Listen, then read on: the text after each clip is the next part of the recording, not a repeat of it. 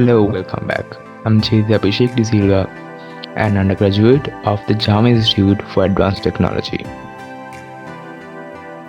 Welcome back with the project named eShop, and today I'm going to discuss about the design of this dynamic responsive home page which uses HTML, CSS, JavaScript as the languages and Bootstrap as the framework. So in this home page I have divided this into three sections as the header section and the body, and here's the footer. And I have coded the header section and the footer section separately in two PHP files, and then I have linked those to this page, as we have to use those two PHP files in other pages also.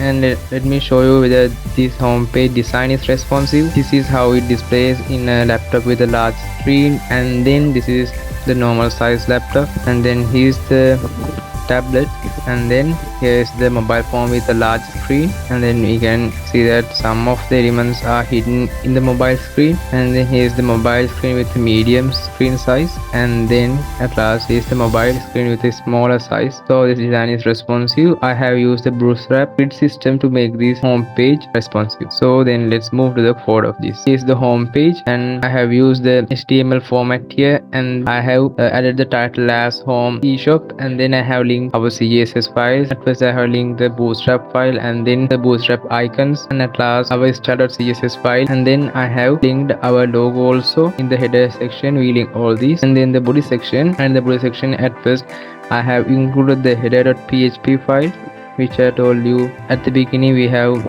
coded those two files separately, the header section and the footer section. I will discuss about the header.php and footer.php at last. And then as I told you, I used the Bootstrap grid system here, and Bootstrap grid system include the rows and columns, and then I have added the logo. Here's the logo that we have added, and then here's the input field which related to the search, this part, and then I have used a selection tag here to select the categories.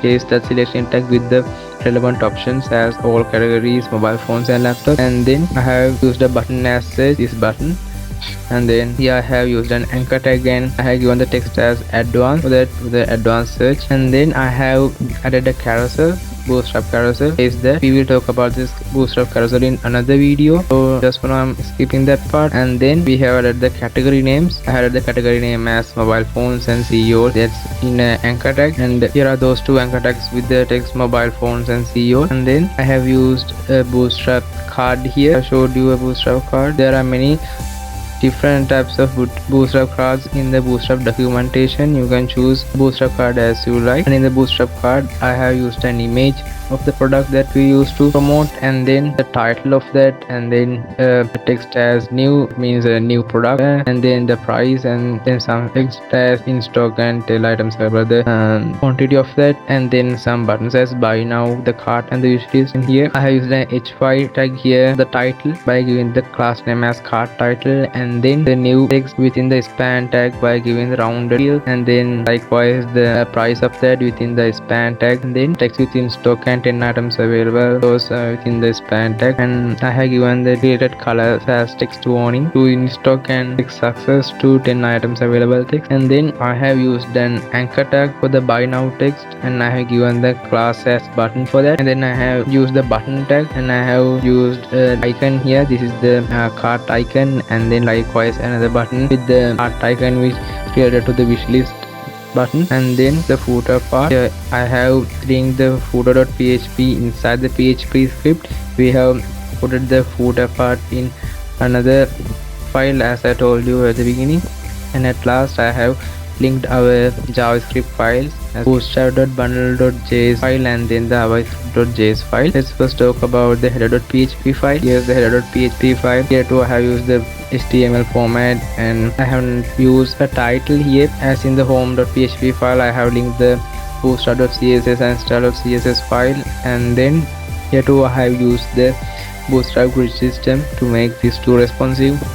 And at first I have used a text as sign in or register inside an anchor tag, and then a span tag with the text help and contact, and then another div tag with the span tag as sell, and then a button as eShop with a toggle button, a drop down toggle button. Let me show you that. Here's that drop down toggle button with the text my eShop. When click on this button, it shows these list icons that we have listed here inside a UL tag. With the class drop down menu, I have used the list tag and list tag with the anchor tags with the relevant text, and then I have used a message model here. I have obtained this model from the Bootstrap documentation, and here too I have used title as contact admin in the model header section, and then in the model body section I have coded two sections as the received part and the send part. Here I have used the span tag and with span tag with the text as hello there, and then another span tag with the date and time, and in the send section here too I have used a span tag with the hello there text and then date and time text with the span tag, and then the foot of the model I have given an input field with the type text, and then I have given a button as send here, and at last of the body section I have linked our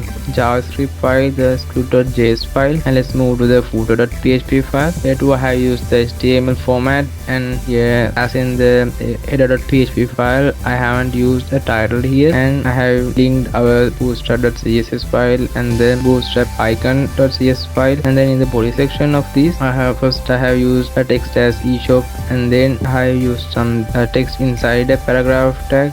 Let me show you that part. Here is the relevant text as eShop and the text which was inside the paragraph tag, and then I have used the corporate statement, and then inside the UL tag within the list tag I have added social media icons. Inside the anchor tag is the Facebook icon and the Twitter, WhatsApp, LinkedIn, YouTube, and those social media icons, and then another text with the text as contact, and then the address, mail address, and the phone and the fax number as the relevant icons. These icons, the home to the address I have given icon as the home, and for the mail address I have given the @ here, and then in the phone number section I have given icon as the phone, and then in the fax one I have given a printer likewise. So in this file too I have used the Bootstrap grid system to make this responsive. When the footer section is displaying in the large mobile screen or the mobile screens, all the relevant views get the call12 class. As we can see here we have given to use 3 columns in the large screen. It means the laptop screen and screen sizes more than the laptop screen, and then I have given 3 columns for the medium screen, which means the tablet, and then I have used 12 columns for the relevant screen, it means the